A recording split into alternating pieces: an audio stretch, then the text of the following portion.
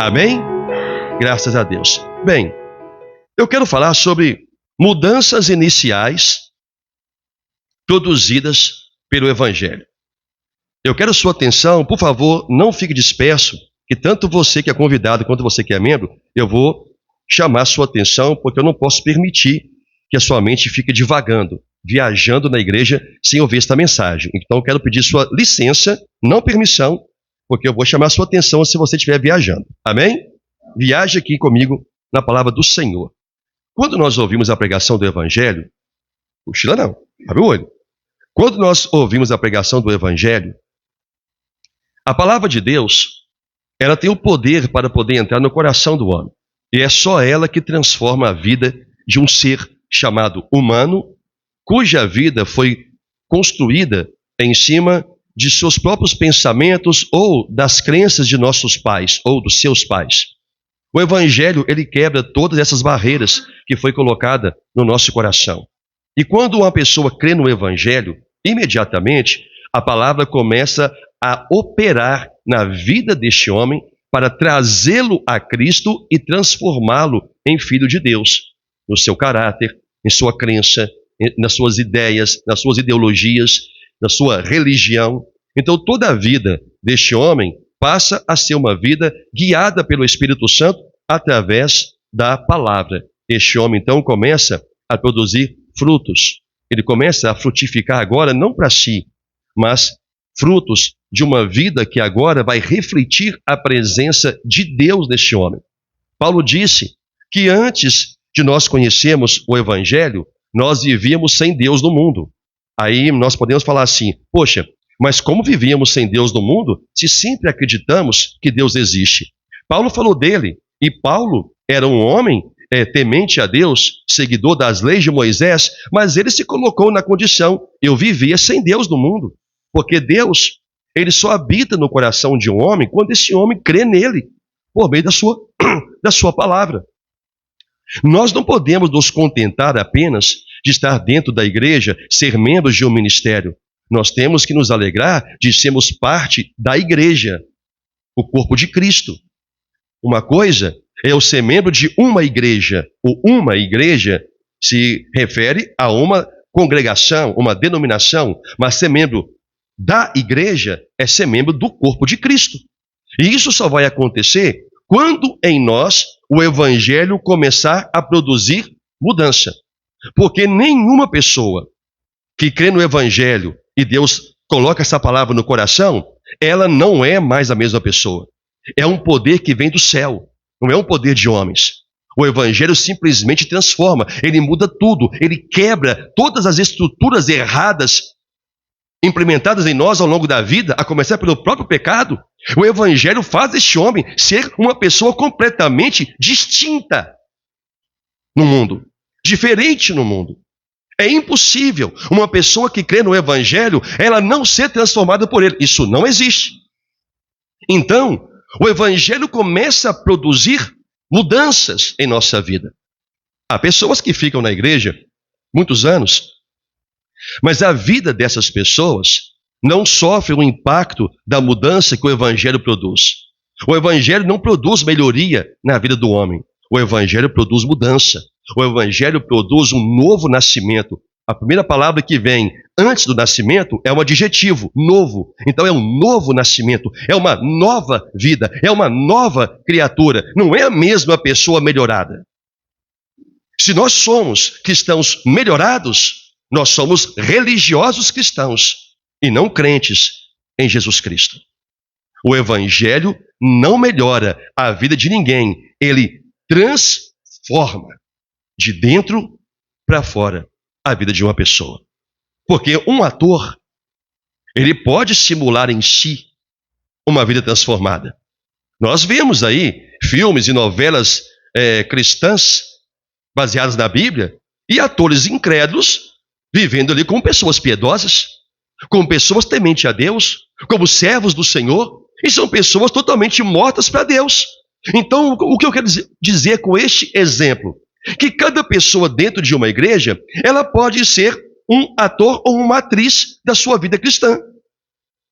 Ela faz um papel de uma pessoa nascida de novo, de uma nova criatura, mas não é. Ainda é um inimigo de Deus por causa de uma vida de pecado deliberado. Seria um tipo de luta ou esforço para poder deixá-lo. Uma vida sem frutos para o Espírito Santo, sem um propósito de se santificar para Deus. E quando Deus nos chama para a sua presença, o Evangelho começa a nos mudar para que a pessoa, ela tenha uma produção que Deus chama de fruto. Em João capítulo 15, no versículo 16, a palavra diz assim: não fostes vós que me escolhestes a mim, o Senhor Jesus falando. Pelo contrário, eu vos escolhi a vós outros e vos designei, para que vades e deis fruto e o vosso fruto permaneça, a fim de que tudo quanto pedides ao Pai em meu nome, Ele vô-lo conceda. Então o Senhor Jesus Cristo, Ele diz, não são vocês que me escolhem, ou que me escolheram, sou eu que escolhi. Então aqui entra um dos princípios, dos pilares da fé reformada. O homem não escolhe a Deus. Ele não escolhe ser crente, ele não escolhe se converter. É Jesus que primeiro o escolhe, o chama em uma eleição incondicional e faz com que este homem corresponda à sua palavra, porque o texto diz, no versículo 10, que Jesus é quem nos livra da ira vindoura, para livrar a alma deste homem da ira de Deus vindoura, que está por vir. A qualquer momento, a nossa geração, eu acredito, vai ser a geração que vai presenciar o que as outras não viram, a vinda do Senhor, certa e repentina. E Jesus veio para nos livrar desta ira. Mas para que nós venhamos a ser libertos desta ira, o Evangelho tem que produzir mudança em nós, que é o que vai caracterizar Cristo em nós. Aí nós teremos, como diz a palavra do Senhor, esperança para uma vida na glória com Deus. Entende até aqui? E um segundo texto que eu vou usar é Romanos 6, versículo 22. A palavra diz, agora, porém, Paulo escrevendo, libertados do pecado, transformados, olha essa palavra, transformados em servos de Deus, tendes o vosso fruto para a santificação e, por fim, a vida eterna. Qual é o fruto que quando Jesus diz, vai e deis fruto, e vosso fruto permaneça? Qual é o fruto que Deus quer que cada um de nós venhamos a produzir? Fruto para a santificação. Isso não tem nada a ver com o fruto de ganhar almas, como costumam se ensinar. Qual é o seu fruto? O fruto seu é ganhar almas. Não, o meu fruto é produzir os frutos do Espírito Santo. E os frutos do Espírito Santo em mim produzem uma vida santa. Então Paulo diz que tendes o vosso fruto para a santificação e, por fim, como se Deus estivesse falando, o prêmio dessa sua santificação é a vida eterna que o meu filho vai te dar, te livrando da minha ira. Então o Evangelho, quando ele é entregue a nós e crido, ele produz a mudança de uma vida pecaminosa para uma vida santa. É o Evangelho que nos santifica. Não é simplesmente a nossa mudança de comportamento. Como eu disse, um ator pode mudar o seu comportamento por um breve momento e até por um longo momento. Mas ele não pode mudar a essência do seu coração. Por quê? Porque a alma tem que ser transformada. É isso que Paulo aqui escreveu. Transformados em servo de Deus. Enquanto o homem não é transformado em servo de Deus, ele não produz fruto para a sua santificação. Ele pode produzir alguma coisa que está relacionada à santificação, mas ele mesmo não é santificado, porque primeiro tem que haver uma transformação. E somente o Evangelho produz isso, produz essa mudança. Até aqui estão compreendendo a minha introdução? Só o Evangelho produz isto. Ou seja, passamos a ter um propósito, uma vida lutando por santificação, passa a ser o modo de vida deste homem. Uma pessoa que o Evangelho está transformando em servo de Deus, o alvo dele, o fruto dele é o quê? Ser uma pessoa santa. obviamente que encabeça todos os frutos do Espírito Santo descritos em Gálatas capítulo 5. Todos os frutos. Então, o alvo de uma pessoa chamada por Deus e que o Evangelho está produzindo mudança, o alvo dela é ser santo para, por fim, receber o quê? A vida eterna. O homem que não tem como alvo uma luta por santificação, ele ainda não entendeu qual é o propósito do chamado de Deus. Deus não nos chamou para sermos uma congregação de irmãos. Deus não nos chamou para sermos uma família cristã. Igreja não é família cristã. Igreja, pelo que eu vejo muito, se tornou um lugar muito familiar. De pessoas que se gostam, que se amam. A pessoa gosta de estar ali com os irmãos. Dentro de um contexto está até certo. O problema é quando a igreja vira família e não igreja, corpo de Cristo. Aí entra um problema. Porque uma igreja que é família, ninguém vai querer fazer algo que possa contrariar o outro. Principalmente no que diz respeito à exortação contra o erro e contra o pecado. Porque é família. Todo mundo bonitinho, todo mundo sorri, vem para a igreja, vai para casa. Igreja não é recinto familiar. Igreja é o corpo de Cristo. Essas pessoas do corpo de Cristo se tornam a família de Deus. Igreja é uma congregação e não um ambiente familiar. E as pessoas não estão entendendo isto. Por isso que igrejas estão virando clubinho particular. Só aqueles irmãozinhos ali. Se ganhar uma, ganhou. Se não ganhar, não faz falta nenhuma. Porque o grupinho está ali, o corpinho está ali. Isso está errado. O Evangelho não está produzindo servos. E olha o que o Senhor diz. O Evangelho produz servos de Deus. Servos? Sim, pessoas prontas para servir. Se eu não sirvo a Deus, o Evangelho não produziu nenhum tipo de mudança em mim. Então eu quero falar sobre algumas mudanças iniciais do Evangelho. Primeira,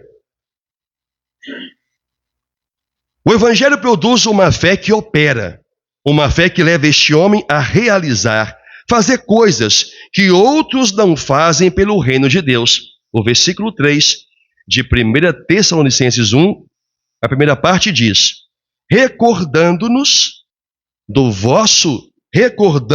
diante do nosso Deus e Pai, de quê? Da operosidade da vossa fé. A primeira coisa, a primeira obra que a fé, o Evangelho produz em nós, é nos levar a ser pessoas que vão servir a Deus. Operosidade da vossa fé.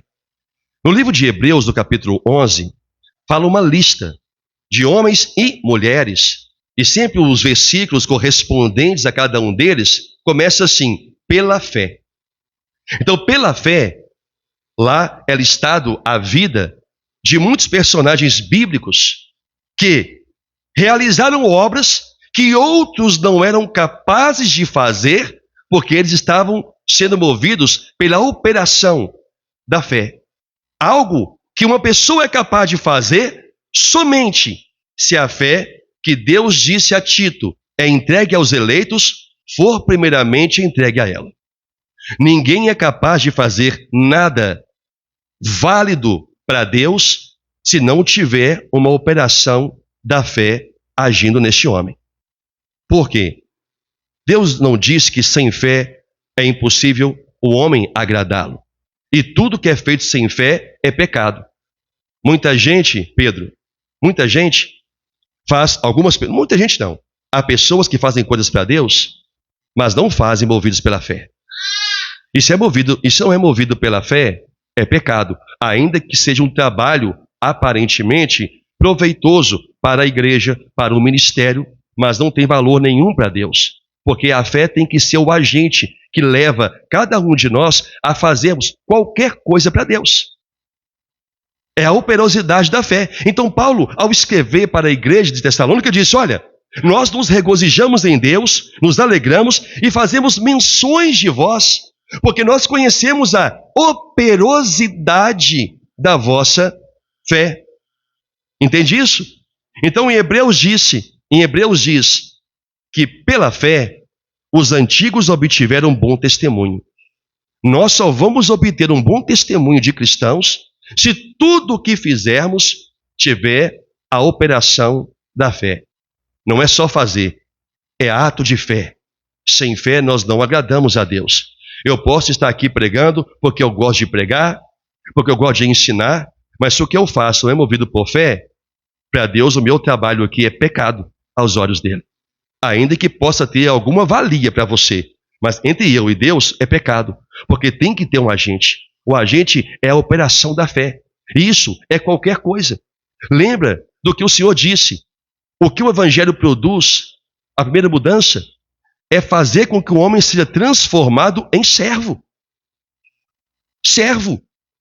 Aliás, esse tem sido o tema das nossas últimas mensagens aqui. Servo.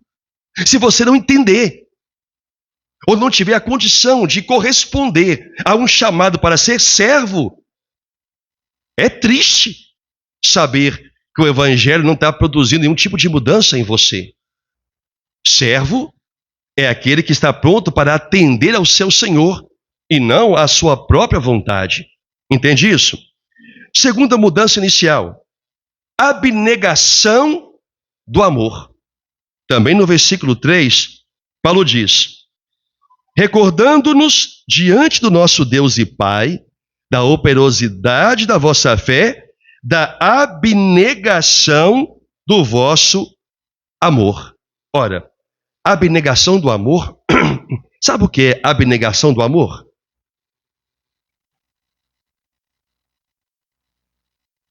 Abnegação é uma atitude de desistir de si mesmo e de seus próprios interesses para se entregar ao próximo. É um conceito que está presente na Bíblia e que pode ser associado ao amor cristão. A abnegação de amor é desistir de si mesmo em favor do próximo, de Deus e do próximo. É amar a Deus sobre todas as coisas e o próximo como a ti mesmo. Se nós não tivermos condição de abnegar o amor em prol do outro, o Evangelho não está produzindo nenhum tipo de mudança em nós. E Paulo disse: nós somos gratos a Deus pela abnegação do vosso amor. A abnegação do amor pode ser caracterizada por generosidade, doação, entrega, sacrifício, renúncia. Em favor de quem? Em favor do próximo. A abnegação do amor retira do homem o egoísmo.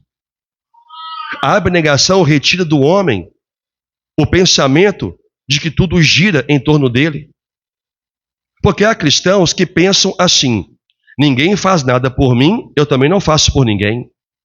Ora, então você se equipara àqueles que não têm abnegação de amor. Ora, Deus não disse que nós temos que amar o inimigo, fazer o bem a quem nos odeia? Um irmão ou uma irmã pode até não ter abnegação de amor por sua vida. Mas isso não quer dizer que você não tenha que ter por ele. Porque é assim que você vai mostrar que você é um filho de Deus, uma filha de Deus. Quando você está pronto a fazer pelo próximo aquilo que ele não faz por você. É abnegação. O Evangelho produz mudança porque ele vem quebrar essas barreiras que muitas das vezes é a muralha de Jericó na vida de muito crente. Ele não quer corresponder com o próximo porque o próximo não corresponde da mesma forma por ele. Mas a vida cristã não é reciprocidade. A vida cristã é entrega, é doar. Jesus não se sacrificou esperando reciprocidade minha ou sua. Ele sacrificou por amor. Por amor. Nós não podemos servir ao irmão pensando assim: eu não vou ajudá-lo, eu não vou fazer nada por ele, porque nem ele e nem ninguém faz por mim. Aí eu digo que essa pessoa é pior do que o irmão. Que talvez o outro não faça porque não quer fazer, talvez o outro não faça porque não entende que você precisa, ou não tem condição de te ajudar. Mas o que o Senhor diz? Aquele que pode fazer o bem e não faz, peca. E o bem é aquele dito popular: não se olha a quem. Esse é um conceito bíblico. Não se olha a quem. Você quer demonstrar mudança na sua vida, mudança do evangelho na sua vida? É você fazer, pela operosidade da fé, o que o homem natural não pode fazer. O homem natural, sim. Se você não faz por mim, eu não faço por você. Se você não me ajuda, eu não te ajudo. Se você não me socorre, eu não te socorro. Se você me prejudica, eu te prejudico. O homem natural, esse conceito é até válido. Para o homem cujo evangelho está produzindo mudança, não. Por isso se chama mudança, transformação, novo nascimento. Se essas coisas não acontecerem em você ou em mim, em nós, o evangelho está sendo pregado, mas não está produzindo absolutamente nada. Nada. Operosidade, abnegação do amor. Indiferença ao que não está relacionado com Deus. A terceira mudança inicial que o evangelho produz: uma firme fé em Jesus Cristo. Também o versículo 3 diz assim. Vou ler o versículo 3 inteiro. Recordando-nos diante do nosso Deus e Pai da operosidade da vossa fé, da abnegação do amor e da firmeza da vossa esperança em nosso Senhor Jesus Cristo. Então, há uma mudança que o evangelho produz. A terceira mudança que ele produz é uma firme fé em Jesus, que na verdade é o que encabeça toda a nossa vida cristã. Fé em Jesus é acreditar nele e nas suas palavras. Em Colossenses, na segunda parte do versículo 5, no capítulo 2, Paulo escreveu assim: estou convosco, alegrando-me e verificando a vossa boa ordem e, olha, e firmeza da vossa fé em Cristo. Aqui entra uma coisa também importante, que é a palavra firmeza. Até que ponto uma pessoa está firme em Deus? Para sempre. Uma pessoa que é transformada pelo Evangelho, as suas raízes não estão em homens, as suas raízes estão em Jesus e na palavra. Por isso, nada a decepciona ao ponto de fazê-la desistir da sua fé cristã. Nós podemos nos decepcionar com o homem, porque muitas vezes nós colocamos muita expectativa no homem, principalmente a igreja em relação ao pastor. Coloca uma grande expectativa, já falei isso aqui outras vezes, como se o pastor fosse um homem infalível, como se o pastor fosse um homem imune ao pecado, imune às fraquezas, imune aos erros. O único que era imune a tudo isso morreu e ressuscitou, que é Jesus. Fora ele, nem um homem, não há um justo que faça o bem e que não peque. A palavra já diz isso. Então nunca coloque no homem uma expectativa que você só deve colocar em Jesus. Quando você coloca os seus olhos apenas focado em Jesus, você pode até se decepcionar com o homem, no sentido, ele não correspondeu com aquilo que você esperava dele. Mas você também vai entendê-lo, que ele é como você, que muitas vezes também não teve uma frustração com você por não ver ou não receber a correspondência àquilo que se esperava. Então o que Deus fala? Suportai-vos uns aos outros em amor. Agora, quando olhamos para Cristo, as coisas que acontecem ao nosso redor se tornam muito pequenas. Quando olhamos para Cristo, entendemos que o semelhante é como a palavra diz, é semelhante. Como eu sou, ele é. Como eu erro, ele erra. Como eu acerto, ele acerta. Por isso que é o amor que nos move.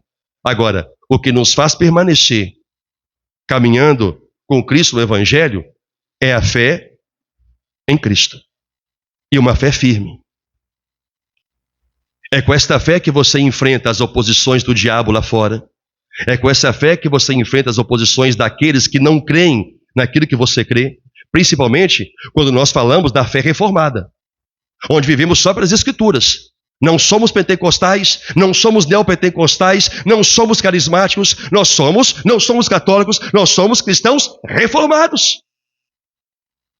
Cremos na doutrina da palavra e somente nela. Não importa o que a maioria crê, se não for sustentado pela Bíblia. Ah, mas todo mundo interpreta desta forma. Perfeitamente, nós interpretamos diferente. E vivemos pela nossa firmeza de fé em Cristo. É isso que nos sustenta. Porque se você não estiver firme com Cristo, qualquer pessoa que contesta aquilo que você crê, os pensamentos dela te abalam. Por quê? Você não tinha firmeza daquilo que você crê. Aí você começa a ter dúvida. E quando entra a dúvida, a fé já morreu no seu coração. A palavra que é pregada vai sempre ser contestada por você. Firmeza de fé é uma das mudanças produzidas pelo Evangelho. Quarto,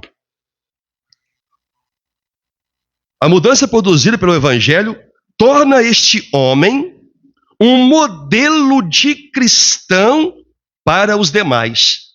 Versículo 7.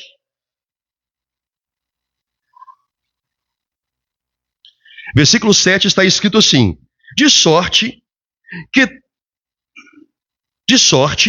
que vos tornaste um modelo para todos os crentes da Macedônia e da Acaia. Quero falar algumas coisinhas aqui. Quando o Evangelho ele produz uma mudança em alguém, Paulo antes disse assim: sejam meus imitadores, como eu sou de Cristo. Quando Paulo ouviu falar da fé da igreja de Tessalônica, Paulo disse: olha, eu estou tão maravilhado com isso, que vocês se tornaram modelo para outros crentes. Ora, mas não era para o comportamento, a fé, a operosidade, a abnegação, não é algo que é pertinente à igreja de Cristo? Todos não deveriam ter? Sim, todos deveriam ter, mas nós sabemos que nem todos correspondem a essas mesmas obras esperadas por Deus. Então, quando Paulo soube que a igreja de Tessalônica estava correspondendo de tal forma que ele via a operosidade da fé, ele via a abnegação do amor, ele via a firmeza de uma confiança em Deus, Paulo disse: olha, vocês se tornaram modelo para outros crentes. Eles precisam ver e saber da fé que vocês têm, da vida cristã que vocês levam. Eles precisam ver isto. Assim é a vida de uma pessoa cujo evangelho está produzindo mudança. Você se torna um modelo para que outros sejam como você. Agora, o grande problema aqui é quando a pessoa se acha. Ela se acha o crente como os de Tessalônica. E não é o que eu acho, é o que eu vivo, é o que eu creio, é a forma como eu caminho na presença, do Senhor. E essas coisas nos levam a fazer uma autoanálise, uma autopergunta. Será que, aos olhos de Deus, dentro daquilo que pode ser visto, as pessoas, eu posso ser um modelo de cristão para os demais irmãos e irmãs? Essa é uma das coisas muito sérias da gente pensar. Porque nós sempre vamos olhar como temos que nos ver. Pessoas falhas, indignas de servir a Deus, quanto mais de ser exemplo de alguma coisa. Mas sim, o homem natural não é exemplo para absolutamente nada. Mas o homem cujo evangelho está produzindo mudança, são essas mudanças que precisam ser imitadas, quando este homem e esta mulher passa a vivê-las. Aí é uma autocrítica de cada um. As pessoas podem olhar para você e te imitar em tudo isso?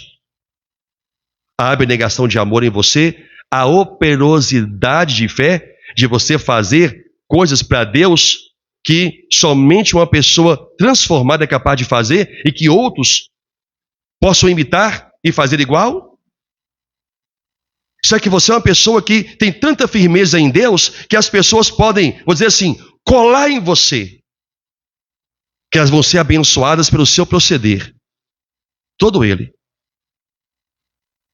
Você acha que as pessoas podem estar com você quando você compartilha a palavra? Quando você fala de uma mensagem do culto?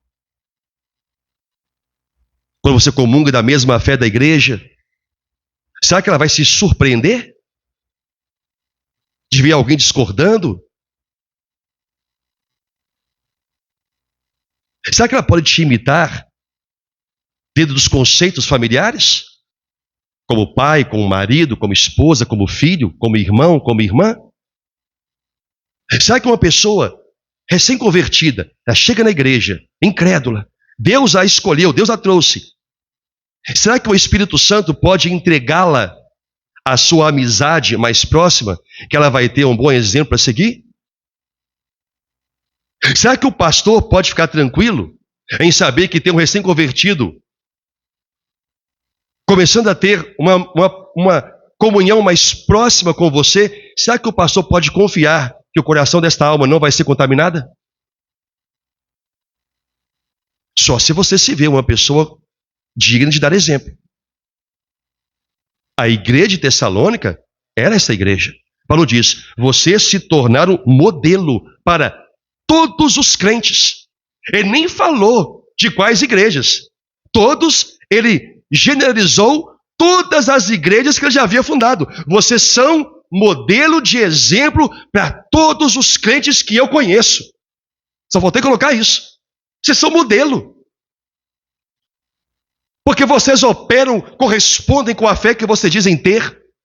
Vocês abnegam o amor. Vocês são generosos. Vocês abrem mão em favor do próximo.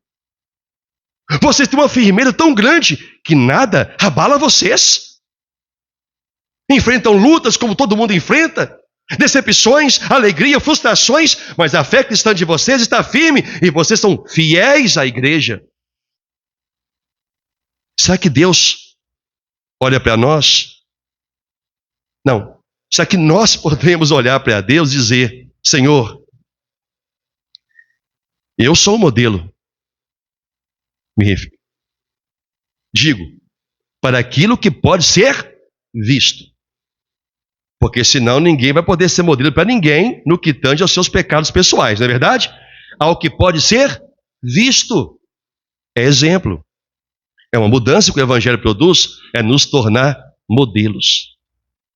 Ah, tem jovem que quer ser modelo de passarela, né? Desfilar com roupa, sonho em viajar e ir para Paris, Paris Fashion Week, Rio Fashion Week, beleza, que bonito. Vai ser modelo de roupa? Eu tenho um modelo. Um desfile melhor para você. Um desfile de um filho, de uma filha, de uma mulher, de um homem cristão. De alguém cujos valores são reconhecidos no céu. De alguém cujo Deus ora e se agrada. Esse é o modelo que nós temos que buscar ser. Porque é o modelo para toda a igreja. Infelizmente ou lamentavelmente, nós não podemos nos espelhar em muita gente. Tem pessoas que têm algumas coisas que vale a pena espelhar, mas tem um monte que nós devemos recusar. Um monte. Como que se identifica alguém assim? Olhando para o seu fruto, se é fruto de santificação, de bondade, de amor, de fidelidade, de alegria, domínio próprio. É buscando essas correspondências bíblicas. Entende isso? Sexto, mais 2 eu termino. Lá quinto, né? A mudança produzida pelo Evangelho produz uma mudança tão profunda que não há nada para acrescentar que aumente esta fé. Coisa linda que Paulo falou no versículo 8, a segunda parte do versículo 8. Mas eu vou ler o versículo 8 inteirinho. Porque de vós repercutiu, ou seja, se ouviu falar, repercutiu a palavra de Deus, a palavra do Senhor, não só na Macedônia e na Acaia, mas também por toda parte se divulgou a vossa fé para com Deus. Olha que lindo! Olha como o anúncio se espalhou. A tal ponto, isso aqui é maravilhoso, do apóstolo falar isso para a igreja, a tal ponto de não termos necessidade de acrescentar coisa alguma a esta fé. O que Paulo está dizendo, em outras palavras? Eu não preciso ensinar nada no que diz respeito a servir, porque vocês são modelos. Talvez Paulo falaria que eu mesmo quero imitar, porque vocês são modelo para toda a igreja. Não há nada que eu precise falar, exortar. Olha, você tem que servir a Deus. Olha, você tem que ser fiel ao Senhor. Olha, você tem que amar o seu próximo. Você tem que ser generoso. Olha, você tem que estar firme com Jesus. Paulo disse, eu não preciso falar nada disso. Porque isto, que é o ensino de Paulo, há muitas outras igrejas, mas para esta igreja se tornou desnecessário acrescentar qualquer coisa que viesse a cooperar com esta fé. Quando nós, pregadores, precisamos falar muitas vezes a mesma coisa, para que alguém venha corresponder com o evangelho, é o oposto disso aqui. Estamos tendo que acrescentar cada dia mais alguma coisa na expectativa de que haja alguma reação na vida de alguém, ou da igreja, ou de parte da igreja. Quantas palavras são necessárias para poder mudar alguém? Apenas uma única pregação. Não precisa fazer um estudo sobre fidelidade a Deus. Basta pregar sobre fidelidade e a palavra começa imediatamente, pega aí, irmão. A palavra começa imediatamente a produzir mudança. Quantas vezes temos que falar, olha, você precisa, dando exemplos cotidianos, olha, você precisa estar nos cultos da casa do Senhor, podendo estar. Quantas mensagens tem que pregar sobre isto? Uma coisa é não poder, outra coisa é não querer. Quantas mensagens tem que pregar sobre isso? Tem que ficar acrescentando coisa para ver se há um aumento de fé que leve essa irmã ou este irmão a entender que foram chamados para servir. E o primeiro serviço começa com o primeiro propósito pelos quais os olhos de Deus passeiam sobre toda a terra, para procurar os seus verdadeiros adoradores, que o adorem em espírito e em verdade. Paulo não via necessidade de fazer nada disto. Nós não temos que acrescentar nada. O evangelho já estava produzindo mudança nesta igreja. Sexto e penúltimo. Mudança inicial produzida pelo evangelho. Produz imediatamente, ouça, produz imediatamente o abandono da idolatria, servindo, olha a palavra de novo sendo empregada, servindo agora, olha o complemento, versículo 9, servindo agora ao verdadeiro Deus. Bem, ouça o que eu vou dizer aqui. O apóstolo Paulo, em 1 Coríntios, capítulo 12, versículo 2, ele falou assim: sabeis que, outrora, quando vocês eram gentios, também traduzido por incrédulos, deixáveis conduzir-vos aos ídolos mudos. Ele está falando, as estátuas, as imagens que vocês adoravam, segundo vocês eram guiados.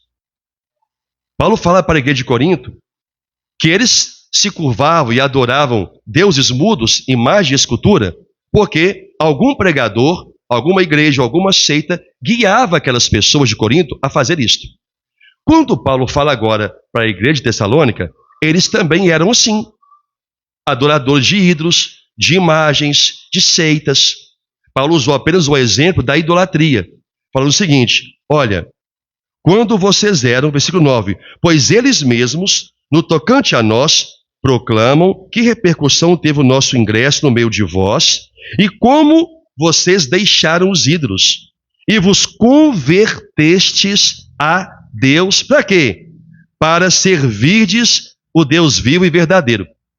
Paulo reconheceu que essa igreja, eles serviam a um Deus que lhes foram apresentado. Um falso Deus, uma imagem de escultura, uma imagem que fez com que eles se tornassem idólatras. Entretanto, quando eles ouviram a pregação do Evangelho, imediatamente, em alguma pregação, foi falado sobre Cristo, o verdadeiro Deus, que a Ele tem que ter uma adoração em espírito e em verdade, não uma adoração vendo uma imagem. Obviamente, foi citado o Salmo 115, que fala sobre idolatria, e em outros textos. Esta igreja de Tessalônica correspondeu a isto. Por quê? Porque havia uma fé operando desde o início na vida deles. E a fé operando produziu mudança. E uma dessas mudanças, como essas outras que aqui citei, foi a mudança de crença. Eles passaram a entender que Deus não estava em uma imagem a qual aquela pessoa foi guiada, ou pelo pai, ou pela mãe, ou pela religião em que nasceu.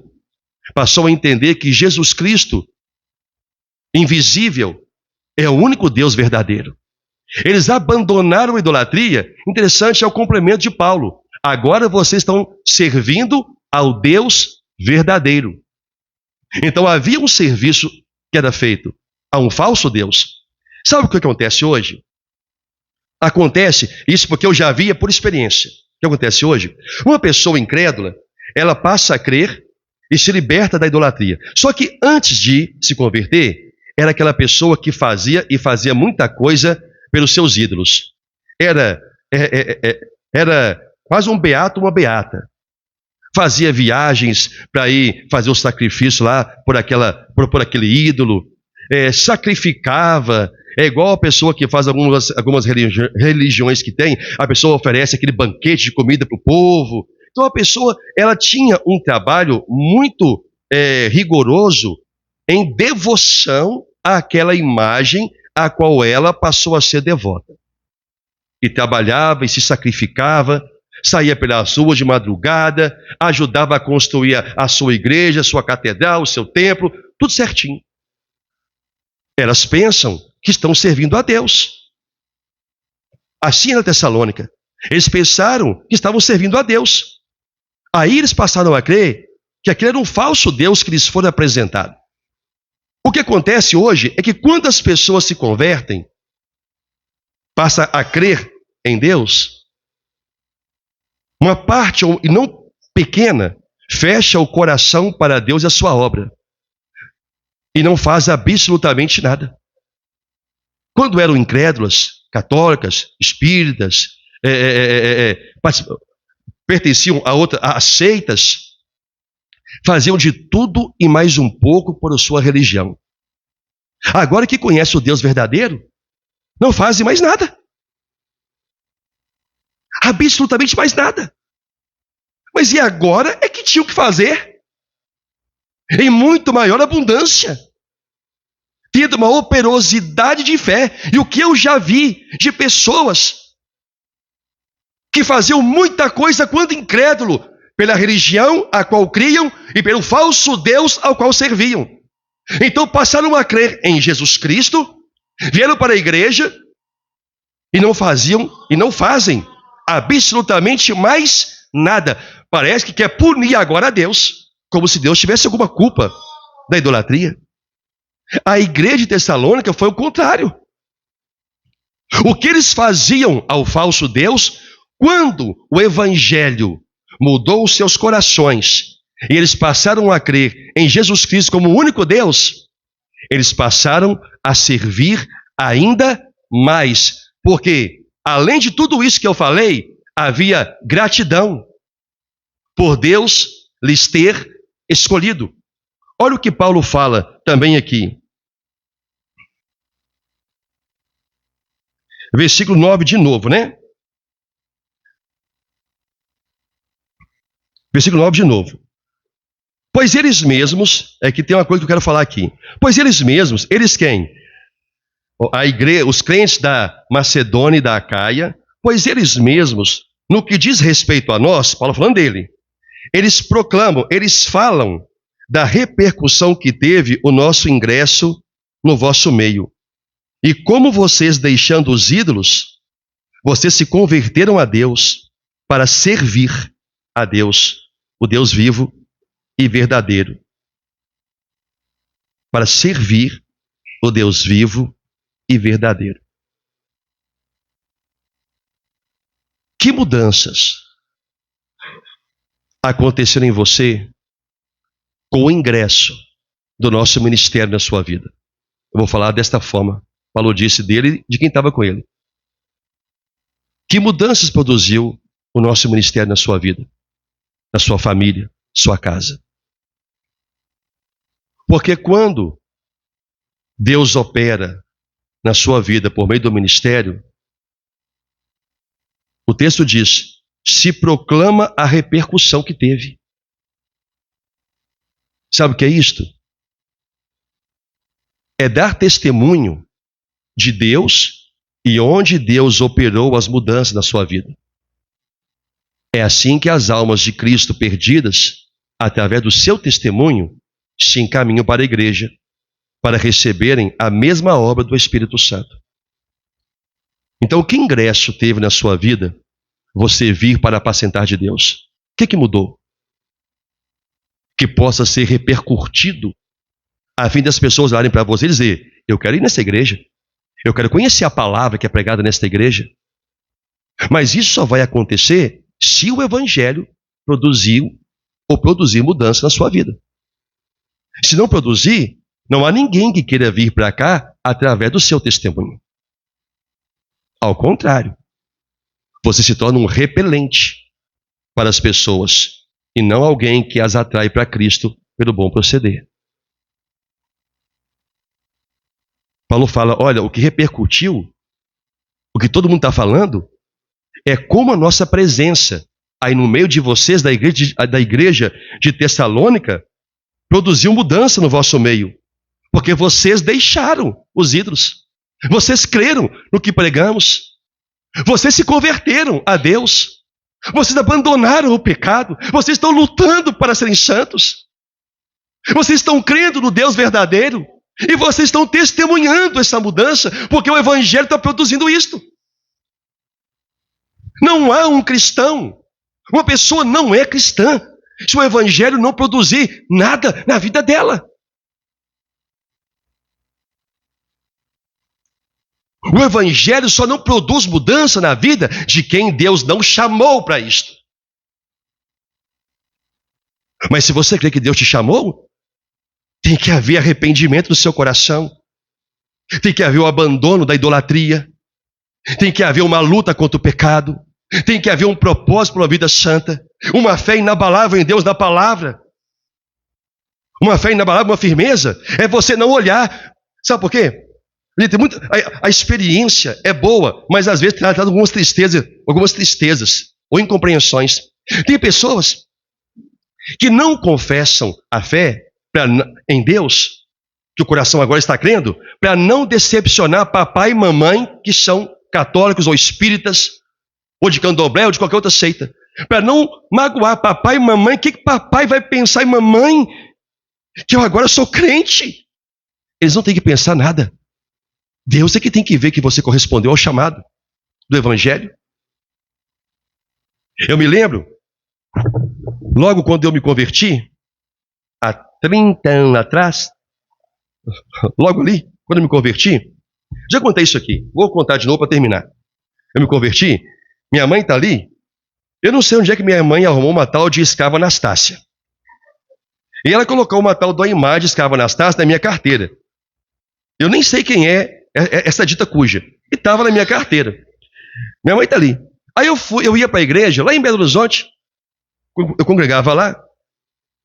Aí um dia, eu não lembro especificamente da mensagem, mas quando eu entrei no carro, eu estou vendo como se fosse hoje. Eu entrando no carro, não lembro o carro que eu tinha na época. Eu lembro até a rua, lá no bairro São Cristóvão. Eu entrei no carro, parei a Avenida Antônio Carlos, em frente ao IAPI, a Avenida Antônio Carlos, antes dessa mudança toda que tem lá. Havia um cine lá, chamado Cine São Cristóvão. A igreja era ali. Aí eu parei o carro. A primeira coisa que eu fiz, eu abri minha carteira, peguei essa Anastácia. Eu tive alguns segundos de resistência.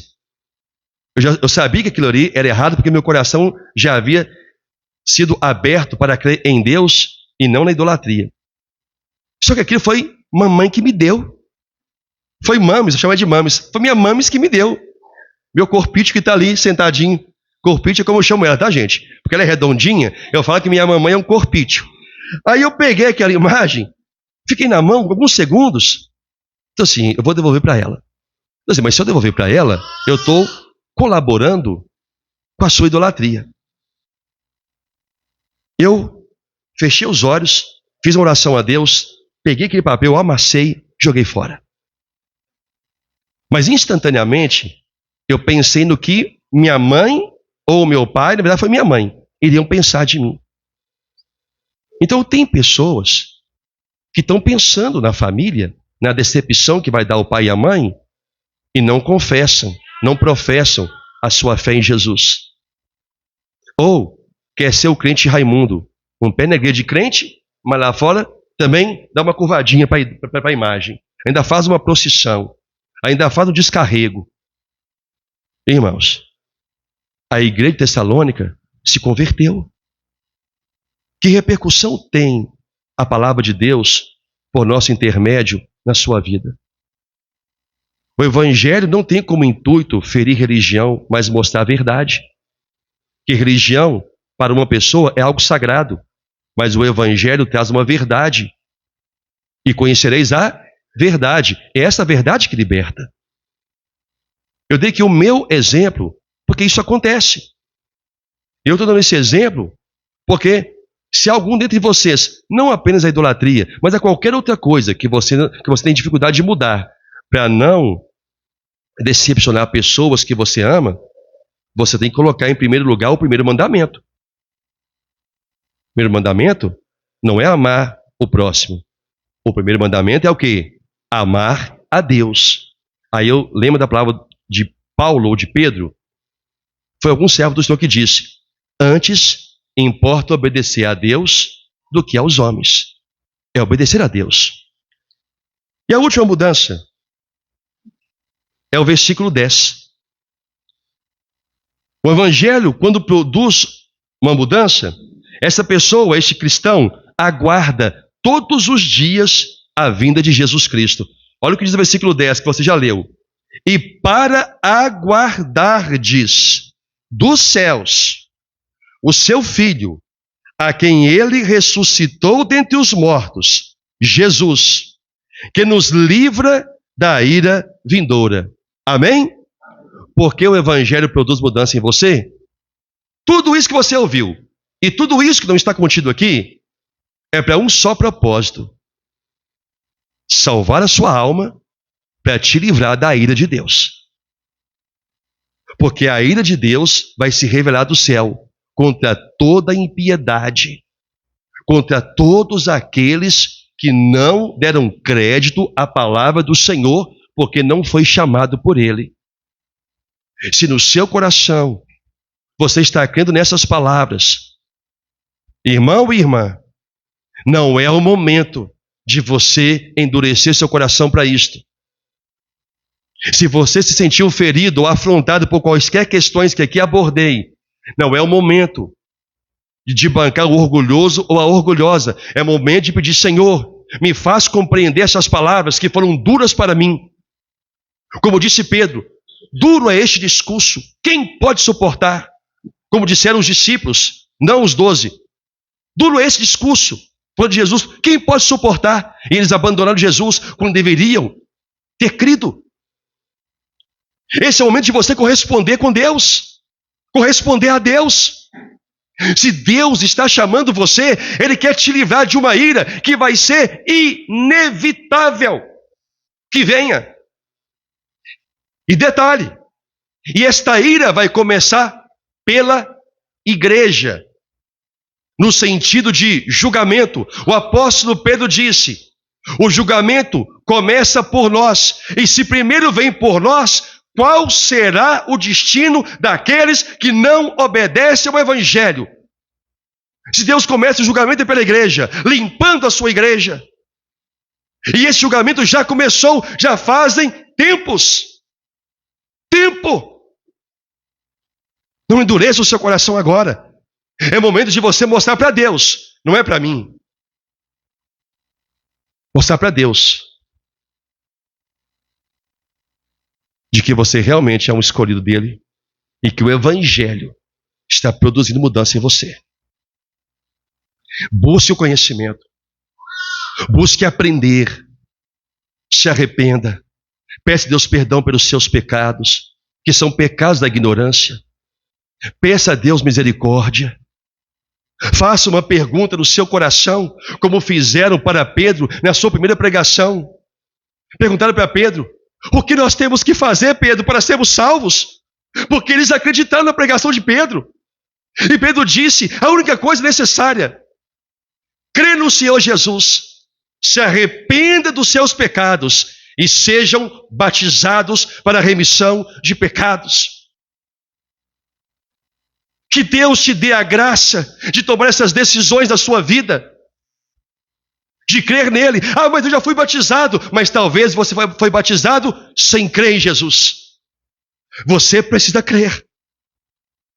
Você precisa passar pelas águas por meio da sua fé em Deus.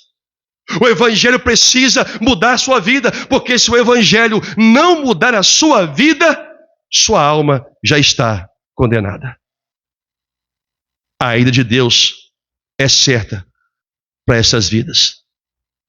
Se arrependa. E como diz o Senhor, e cada um, como disse Pedro, será batizado em nome de Jesus Cristo para a remissão de pecados. É cada um. Ah, eu só vou se meu pai for. Eu só vou se minha irmã for. Eu só vou se meu primo for. É cada um. Você pode ter sido chamado. Eles não. Se o seu coração estiver abrindo para isto, se arrependa, irmão. Se arrependa, irmã. Porque a ira de Deus vai vir. Crendo ou não crendo. E que Deus te livre, por meio de Jesus Cristo, desse dia. Em nome do Senhor. Tiago disse, 5:8, Tiago 5:8, sede vós também pacientes, e fortalecei o vosso coração, pois a vinda do Senhor está próxima. Vamos orar, igreja, em nome do Senhor.